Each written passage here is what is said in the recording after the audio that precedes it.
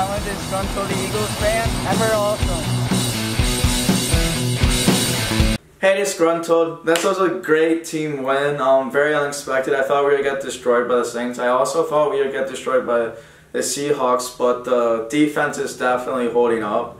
And if we just had an actually good offense this year, then I think we would have a lot better record than what we do have now. Rather than 4-8-1, I think it could be easily 8-4-1 or even 9-4 at the very least, and be right there in the divisional race or right there in the playoff race. But yeah, this was a great team win, and we always pull one of our out of our ass every single year. We always beat one team that we do not deserve to win. Last year was the Green Bay Packers. This year is the Saints.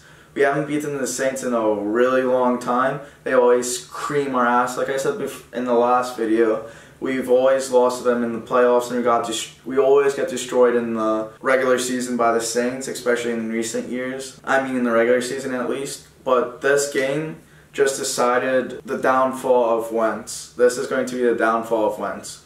Hurts played really, really well. No turnovers except for that one fumble. He didn't throw any interceptions. He looked really good passing the ball.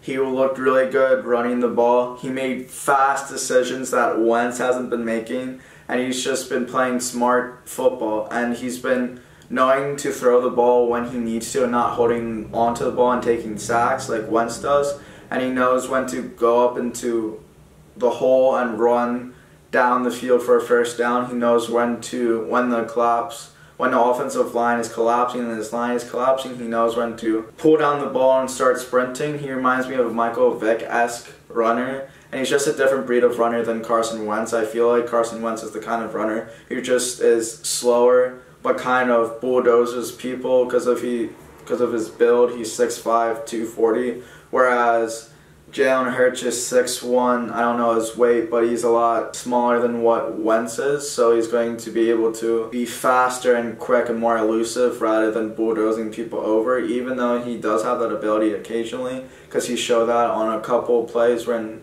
it was short to get the goal. I think it was 4th and goal or 3rd and goal, but it was short, but he does have that bulldozer ability. But just two different types of running styles between Wentz and Hurts, and I think that's how Hurts got over 100 yards. This is the first game that the Saints allowed a 100-yard rusher in 28 straight games. They haven't allowed a 100-yard rusher in 28 straight games. But the Eagles had two 100-yard rushers this game, Hurts and Miles Sanders. Miles Sanders blew up this game with an 82-yard run and 2 touchdowns, over 100 yards rushing. He did really good receiving as well. We need to keep feeding him the ball. I've said this so many times. We just don't give Sanders enough touches.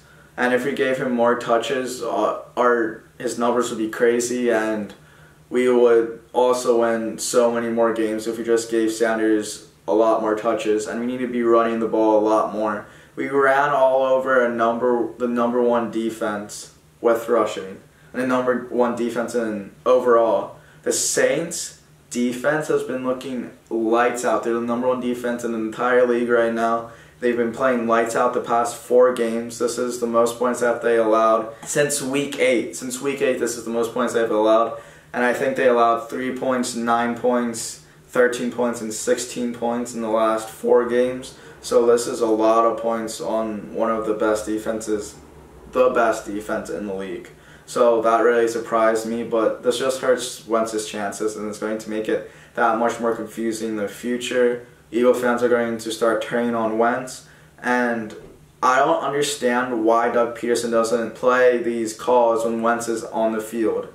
I feel like Doug Peterson complicates the playbook so much for Wentz because Wentz is such a good player, but I think if Doug Peterson simplifies it like he did for Nick Foles, and like he's doing for Hurts, then Wentz would do so much better than what he's been doing. Now, don't get me wrong, Wentz has been making stupid decisions, and he's definitely reclining since the MVP season. But I say give Wentz one more year next year. I don't know if we should continue benching Wentz continuing this year. I say bench Wentz one more game next year, or next game, but it's just dwindling away any confidence that he had left.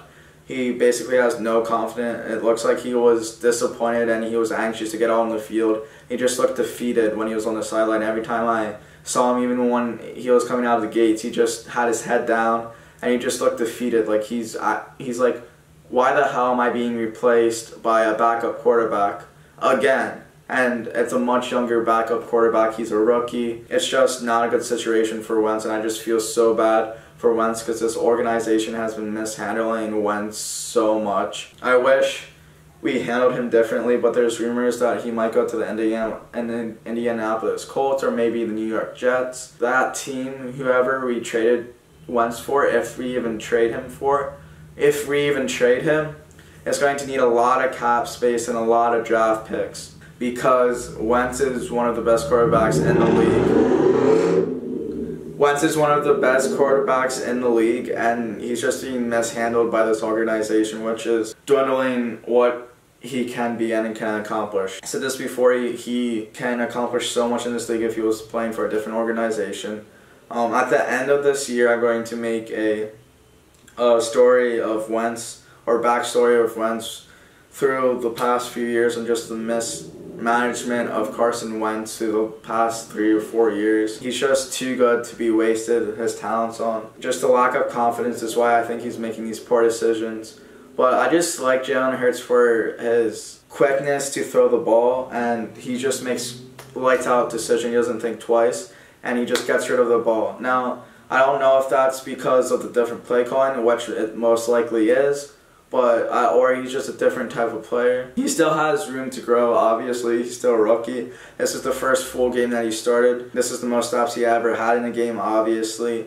But the one thing I don't really like about him, but the Saints are figuring out the second half, and that's why I think they got 14 points back-to-back unanswered, is that little rollout that Jalen Hurts was doing where he rolled out and then he threw the ball. But more often than not, he threw the ball away and that didn't really work, or he ran the ball. He wasn't really passing the ball when he rolled out, and the Saints caught on to that. And it got really annoying after a while because he would just roll out and keep rolling out, but he would go backwards, which is fine, but it's just, it was always the same rollout motion and the same to the right. It just got annoying and he always threw the ball away. I think that's because of the lack of offensive line, but even with the lack of offensive line, he still did really good and he ran the ball. You need to run the ball with this offensive line. This offensive line lost 3 starters for the rest of the year: Jason Peters, Lane Johnson, and Brandon Brooks. Jason Peters wasn't even that good of a starter to begin with, so that wasn't that much of a loss. He was letting up a lot of sacks. Jalen Hurts was barely sacked this game. I don't even know if he was sacked or how many QB hits he actually had. I know he had a couple because there was a flag for roughing the passer, but I don't know. I don't think he got sacked this game, which was really good. And it was just impressive. Some of the throws he made, like the touchdown throw to Alshon Jeffrey. And this game just made me really excited because it just showed the potential of this team. And we are a Super Bowl team. If we play like an entire team, we are a Super Bowl team. It's just injuries plagued us, wrong management, wrong play calling, injuries. It's just so many other variables that have been stifling the Eagles to be a Super Bowl team, because I feel like the past few years since the first Super Bowl, when we have been a Super Bowl caliber team each and every year after that first Super Bowl win in 2017, and we are still a Super Bowl team this year as well, but it's just stupid play calling, stupid decisions. It's just all around. I just feel like the Eagles don't want to win. They're not showing any winning ability except for this game, and I don't know what's changed with that. Whether that's Jalen Hurts or I just don't know. I don't know why the team plays so much better with a backup. They played so much better with Nick Foles than they did with Wentz throughout the playoffs. I mean, I guess Carson Wentz said take the Eagles 11-2, but it just seemed like when Wentz got hurt the year after, the team started to play way more better. And during the playoffs specifically, there's some games that weren't that good, obviously. I just don't know why the Eagles play so much better with a backup. Like, they can't play good with Wentz. I don't understand why they can't play good with Wentz. Because Jalen Hurts was thrown in there with even more injuries, or at least the same injuries that Wentz had to deal with, the same offensive line, and Jalen Hurts still got it done. And convincingly, it was just a couple screw-ups towards the end. Realistically, it should have been 24-14 rather than 24-21 if Jalen Hurts didn't have that last-second fumble. But it is what it is. It's just, I don't understand the Eagles at all. It's crazy to me. I know I'm rambling, and I didn't really want to ramble. There's just so much going on with the Eagles. I think we're a half a game behind the Washington football team, I think, because we're 2 games behind. Well, no, we're a game and a half behind Washington because they're 6-7 and we're 4-8-1. So they need to lose a couple games and we need to win the rest of the games. We have the Cardinals, Dallas, and Washington. They're all winnable games within reason. The only one that I see us losing is the Cardinals and maybe Washington. Washington's been playing a lot better, especially beating the Steelers and then convincingly beating the 49ers today. Their defense is looking scary, especially with Chase Young. And they got a few touchdowns today on defense alone. So their defense is looking very scary.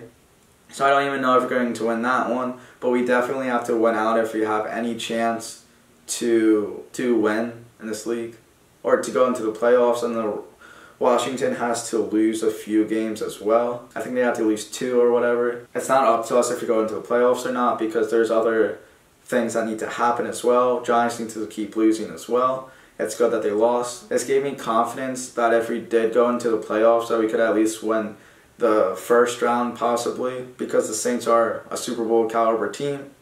Just that I don't know why they didn't show up. It's so strange that the Eagles won because it's just they always pull this one out of their ass every year. Always a good team. But yeah, maybe if they continue this, whatever they have momentum, they can maybe carry it into the playoffs and maybe go to the Super Bowl possibly, but I don't want to get my hopes up because there's still a lot that needs to happen for the Eagles to even make it into the playoffs, so I don't want to get my hopes up. But we're still not out of it, boys, and this gave me confidence that we can do it. We can do anything.